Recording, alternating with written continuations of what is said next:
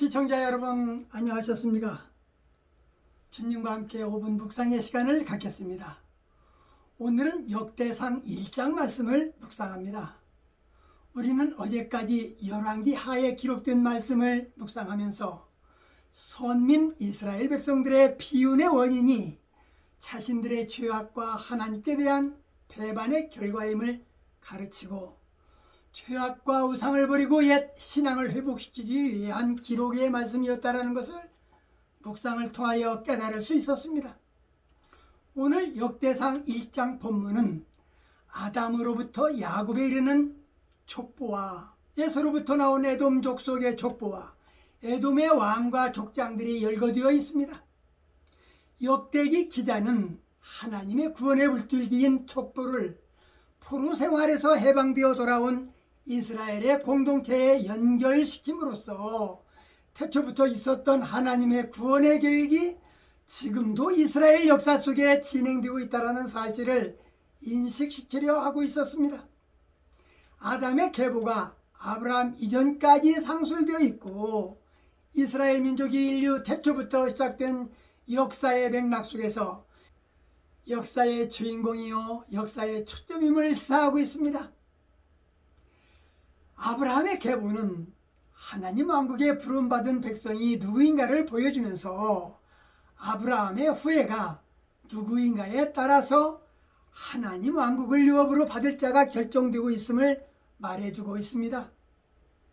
이스마엘의 세계와 족보가 소개되고 아브라함의 첩의 소생이 소개되는 것은 아브라함으로부터 정통 계보인 이삭의 후예를 강조하기 위함이었습니다. 또한 에서의 후손들이 소개되는 것도 같은 맥락에서 이해할 수 있습니다. 하나님께서 부르신 자, 곧 하나님께로 난 자가 아니면 하나님의 진정한 후사가 아님을 보여주는 것입니다. 오직 아브라함과 이삭 그리고 이스라엘 후손만이 하나님의 택하신 족속이었습니다. 먼저 하갈의 소생이나 그두라의 소생이 아닌 이삭이 약속의 자녀임을 확신시키고 야곱의 이름을 이스라엘로 바꾸어 줌으로써 하나님 왕국에 속한 자임을 명시하고 있습니다.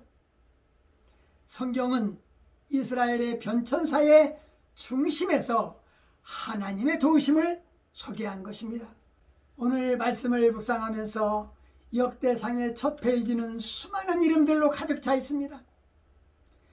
이름과 이름들이 왜 그렇게 많은 이름들이 나올까 의아했지만 족보 사이사이에 등장하는 인물들은 그 시대마다 하나님과 동행했던 이스라엘의 정신적인 지주로 세움을 받았던 역사의 중요한 사건들이 족보에 얽혀있기 때문이었습니다. 또한 하나님께서 우리의 이름을 결코 잊지 않으신다는 사실을 상기시켜주기 위함입니다. 여기에 이름이 나오는 사람들은 아주 오래전에 살았던 사람들입니다. 하지만 대부분은 우리에게 잘 알려져 있지 않습니다. 그래도 하나님께서는 이를 모두가 소중합니다.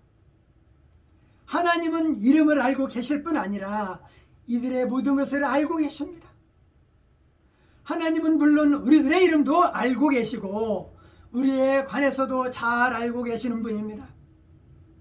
인류의 시작과 끝이 하나님께 있음을 보여주는 역사의 주관자가 하나님이심과 인류 존재 여부가 하나님으로부터 말미암았음을 보여주는데 큰 의미가 있다 할 것이며 역사를 통해 드러난 하나님의 영광을 보여주고 있습니다. 족보는 구원 역사의 요약으로 하나님 구원 계획이 이스라엘 백성의 역사 속에서 진행되고 있다라는 사실을 포로에서 귀환한 백성들에게 인식시켜주기 위하여 기록한 것입니다.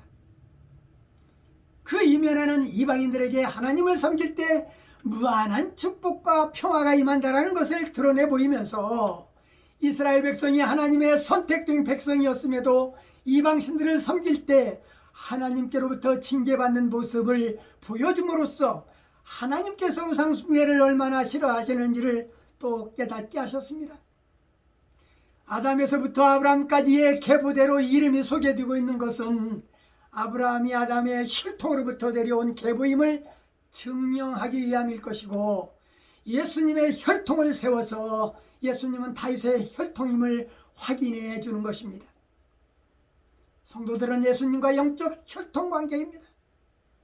예수님을 믿고 따를 때 예수의 가정이 되는 것입니다. 혈통은 중요합니다. 믿음의 성도들은 영적 예수님의 혈통인 것인데 가문의 영광임을 잊지 않도록 해야 할 것입니다. 오늘 말씀 여기까지입니다. 시청해 주셔서 대단히 감사합니다. 내일 다시 뵙겠습니다. 안녕히 계십시오.